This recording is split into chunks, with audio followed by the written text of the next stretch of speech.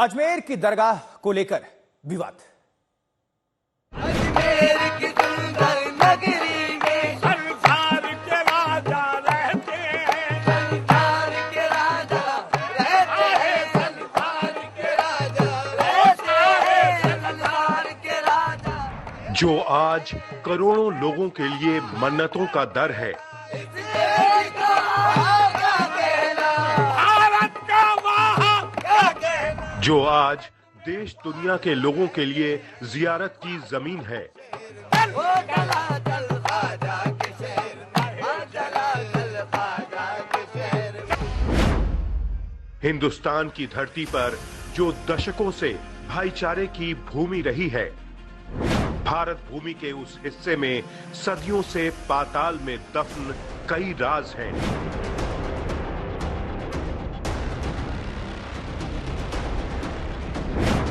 कहां से आई वो दरो दीवारें,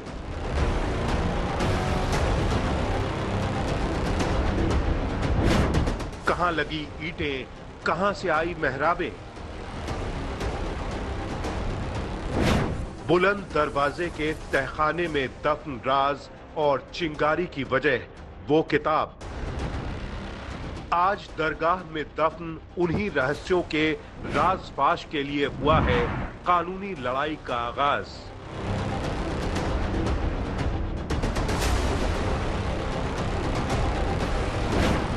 अजमेर दरगाह पर मजहबी दंगल।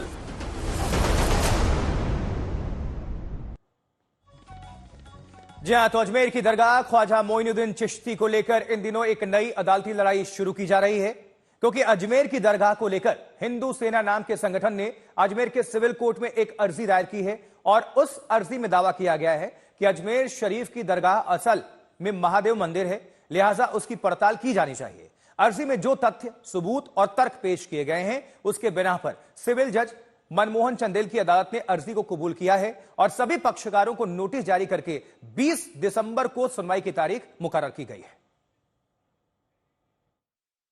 जज साहब ने सारी बातें हमसे पूछी जो हमने अपनी याचिका में लिखा है कि क्या साक्ष्य आपने पेश किए, आपने क्या इस विषय पे रिसर्च किया है, हमने वो बताया और कैसे कैसे क्या क्या है, क्या क्या पेश किया है, वो सब कुछ हमने सारी बातें माननीय अदालत को बताई है। माननीय अदालत हमारी बात से संतुष्ट हुई और अदालत ने 4 बजे शाम को ऑर्डर के लिए रखा था। हमने ऑर्डर पता किया है, ऑर्डर हमारे पक्ष में आया, हमारी याचिका स्वीकार की गई है।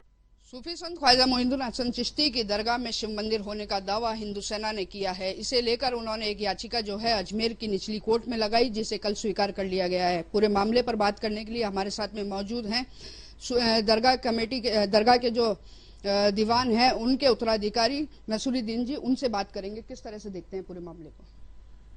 देखिए, मामला तो एक न्यायिक प्रक्रिया है।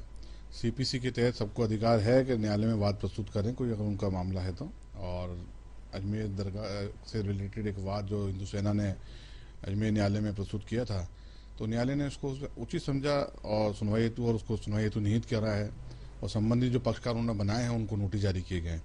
फिलहाल हम पार्टी नहीं है इसमें। दरगाह कमेटी जो स्टैच्यूटरी बॉडी है, दरगाह की एडमिनिस्ट्रेटिव बॉडी है, उसको पार्टी बनाया है। आर्कोलॉजिकल सर्वे ऑफ इंडिया को पार्टी बनाया है और अल्पसंख्यक मंत्रालय को पार्टी बनाया गया है। मैं आपके सामने जो मुखातिब हूँ सैयद नसीरुद्दीन चिश्ती। मैं अजमेर दरगाह के जो आध्यात्मिक प्रमुख हैं सैयद ज़ैनुल आबिदीन साहब, सज्जादा नशीन साहब, मैं उनका जानशीन हूँ और ख्वाजा साहब का खुद वंशज हूँ। हम लोगों को इसे पार्टी नहीं बनाया है और वकीलों से हमारी बात चल रही है और अगर उनकी एडवाइस आई तो हम प्रोसीडिंग में अगर शामिल होना है इसमें तो हम भी शामिल होंगे और नहीं होना तो वेट एंड वॉच किया जाएगा। लेकिन हाँ, जो वाद प्रस्तुत किया गया है ये बड़ा ही एक सेटबैक तो उन तमाम लोगों के लिए जो पूरी दुनिया के अंदर गरीब नवाज के चाहने वाले हैं, गरीब नवाज की बारगाह में अकीदत रखते हैं। और ये बात ज़रूरी है यहाँ पर बताना कि हिंदुस्तान में ये दरगाह ऐसी है जो पूरी दुनिया के तमाम मज़हब के लोग मानने वाले इससे जुड़े हुए हैं।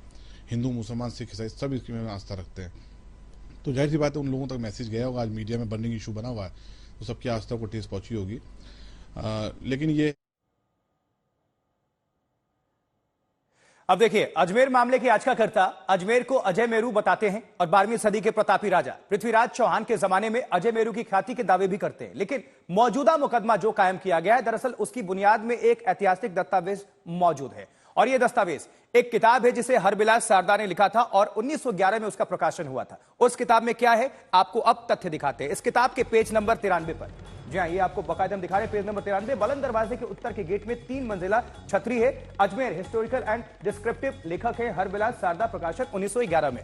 तो अब 93 पर पेज नंबर अजमेर शरीफ दरगाह के बुलंद दरवाजे का जिक्र है। इसमें लिखा है कि बुलंद दरवाजे के उत्तर की तरफ गेट में जो 3 मंजिला छतरी है वो किसी हिंदू इमारत के हिस्से से बनी हुई है और छतरी की बनावट बताती है कि ये हिंदू ओरिजिन की है और उसकी सतह पर खूबसूरत नक्काशियों को चुने और रंग पुताई करके भर दिया गया, जिसे हटाना चाहिए। अब इसी किताब के पेज नंबर 94 पर जिसका जिक्र है, 94 पर लिखा है कि छतरी में लाल रंग के बलुआ पत्थर का जो हिस्सा लगा हुआ है वो किसी पुराने जैन मंदिर का है जिसका विध्वंस कर दिया गया था। आगे बढ़ने पर किताब के पेज नंबर 96 पर भी जिक्र है। उस पर दर्ज क्या है देखिए, लिखा गया है कि बुलंद दरवाजा और अंदर की 4 दीवारी के नीचे के हिस्से में हिंदू इमारत या मंदिर के तहखाने मौजूद हैं जिसमें कई कैमरे मौजूद हैं, कमरे।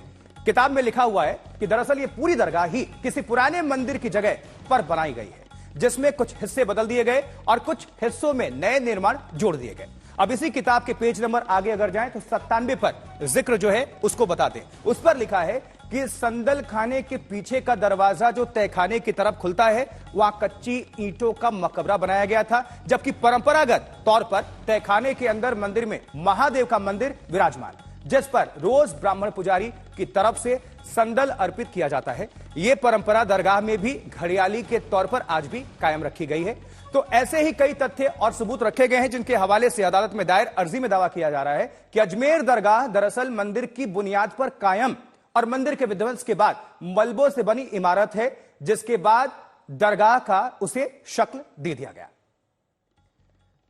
इस बीच असदुद्दीन ओवैसी इसको लेकर, इस मामले को लेकर क्या कह रहे हैं, सुनते हैं। असदुद्दीन ओवैसी इस वक्त हमारे साथ बातचीत करने के लिए मौजूद हैं। सर, अजमेर शरीफ दरगाह को लेकर के जिस तरीके से ये दावा किया जा रहा है कि वहाँ हिंदू मंदिर था, आपने एक ट्वीट भी किया है, उसको आप किस तरीके से देख रहे हैं? एक बात बताइए,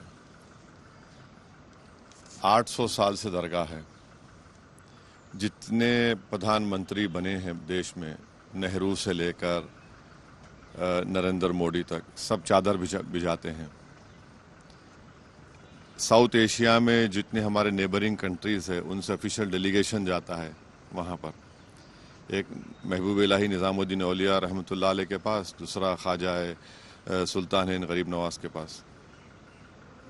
एक बात बताइए, 800 साल से दरगाह है, मुग़लों का राज था, उसके बाद मराठाओं ने वहाँ पर हुकूमत की, फिर मराठाओं ने 18,000 रुपये में अंग्रेज़ों को बेच दिया उस इलाके को, अजमेर के। फिर जयपुर की जो रॉयल फैमिली है उन्होंने वहाँ पर एक सिल्वर कलश चढ़ाया था। जितने मुग़लों के ख़त्म होने के बाद वहाँ की जितनी राजपूताना, उन्होंने उसकी सरपरस्ती की। राजस्थान का रुख करेंगे, जयपुर से हमारे सहयोगी शरद जुड़ चुके हैं। शरद, अभी देश के कई मस्जिदों को लेकर विवाद चल ही रहा है, थमा नहीं है कि अजमेर दरगाह की भी एंट्री हो गई है और इसको लेकर भी काफी सियासत और हलचल हमें देखने को मिल रहा है। तो इस वक्त क्या है ये पूरा मामला और इसको लेकर क्या सियासत हो रही है राजस्थान के अंदर, क्या पक्ष क्या विपक्ष? देखिए, मैं अजमेर में हूं अभी और अजमेर में कोई नहीं जानता कि ये याचिकाकर्ता विष्णु गुप्ता कौन है, कहां से आया है, ये हिंदू सेना नाम की चीज क्या है।